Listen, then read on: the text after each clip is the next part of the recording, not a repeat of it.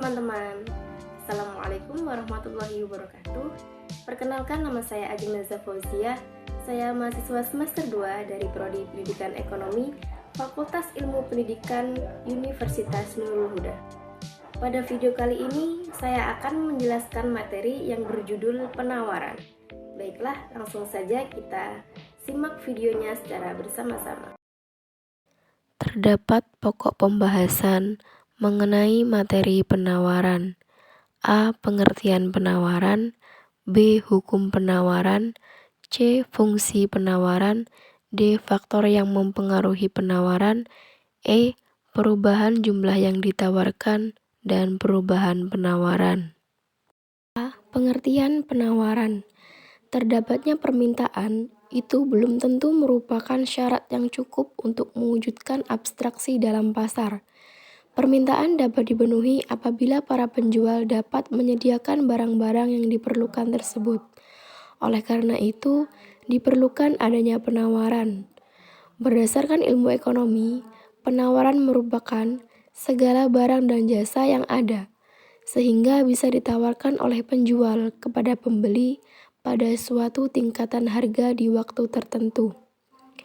Produsen atau pedagang akan memasok produk lebih banyak ketika harga cenderung mengalami kenaikan. Jadi, dapat dikatakan bahwa pelaku penawaran ini merupakan pihak produsen atau penjual.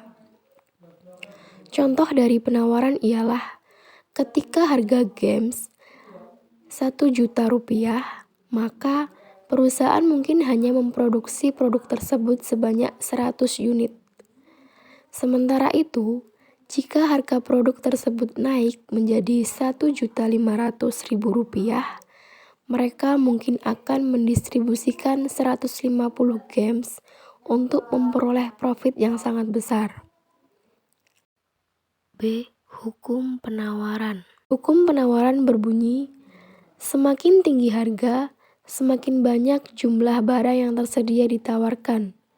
Pun sebaliknya, semakin rendah tingkat harga, semakin sedikit pula jumlah barang yang bersedia ditawarkan.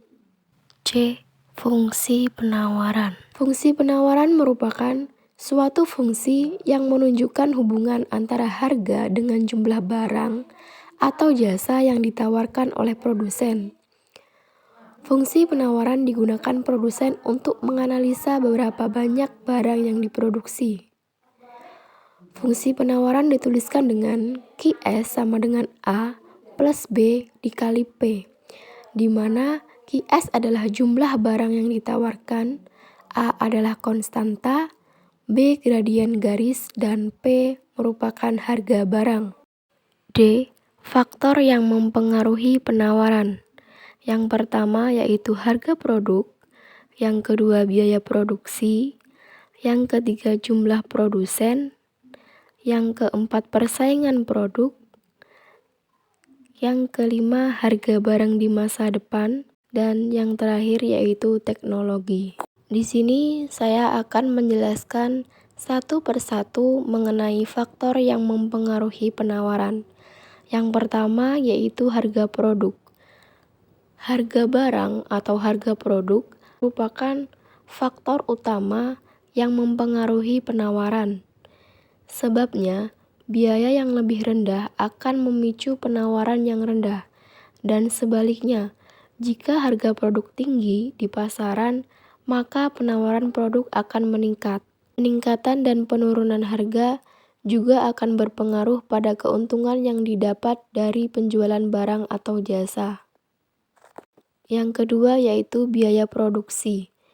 Biaya produksi merupakan salah satu faktor pokok bagi penawaran, karena penawaran suatu produk akan berkurang dengan meningkatnya biaya produksi barang atau jasa dan sebaliknya. Penawaran suatu produk dan biaya produksi memiliki hubungan berbanding terbalik satu sama lain.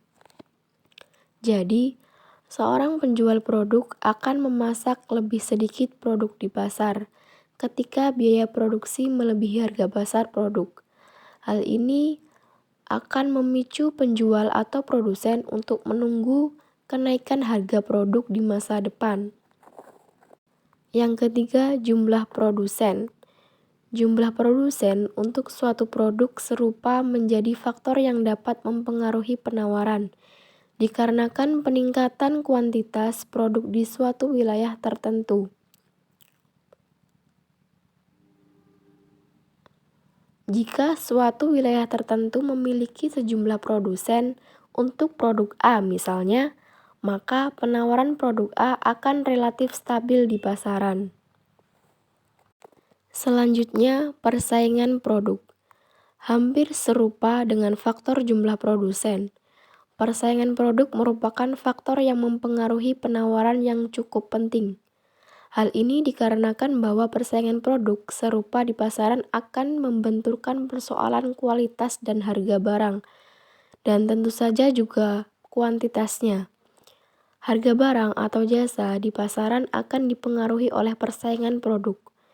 Jika varian harga bergerak di satu rentang tertentu, maka mau tidak mau penawaran produk akan berada di harga itu.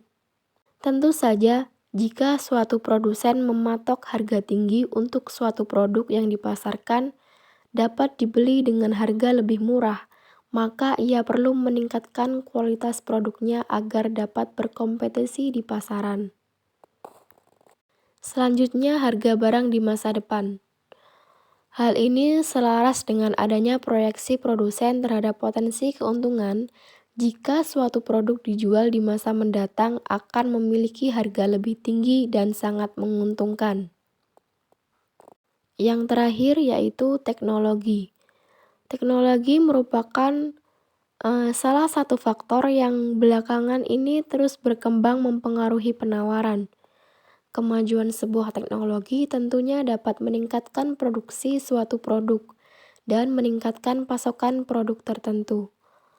Otomatisasi dan komputerisasi proses produksi juga tentunya membuat operasional perusahaan menjadi lebih ringkas dan mudah.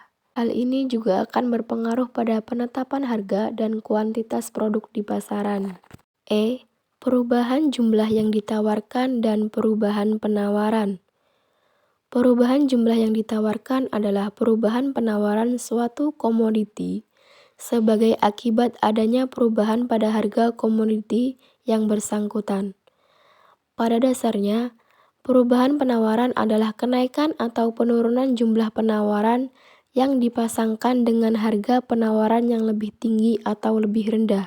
Misalnya, jika teknologi baru mengurangi biaya produksi konsol game untuk pabrikan, menurut hukum pasokan, keluaran konsol akan meningkat. Dengan lebih banyak keluaran di pasar, harga konsol cenderung turun, menciptakan permintaan yang lebih besar di pasar dan penjualan konsol secara keseluruhan yang lebih tinggi. Kemajuan teknologi ini telah menyebabkan perubahan pasokan.